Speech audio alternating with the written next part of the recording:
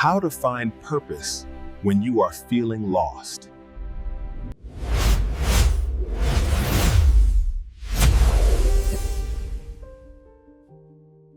One of the hardest feelings in life is feeling lost. Not knowing where you're going, who you are, or what your future looks like. I know that feeling. When my life changed, I lost direction. I didn't know what my future would become. But I learned something important. Purpose doesn't appear overnight. You build it.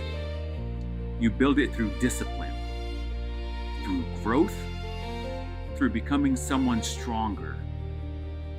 Purpose is not always one giant calling. Sometimes purpose starts with rebuilding yourself. At POP, purpose means direction. It means your actions today are connected to who you're becoming tomorrow. So ask yourself this: who am I becoming right now? That question can change your future. If you're rebuilding your life with purpose, join us inside POP. Link is in the description. Stay positive, stay accountable, Mindset Rebuilders.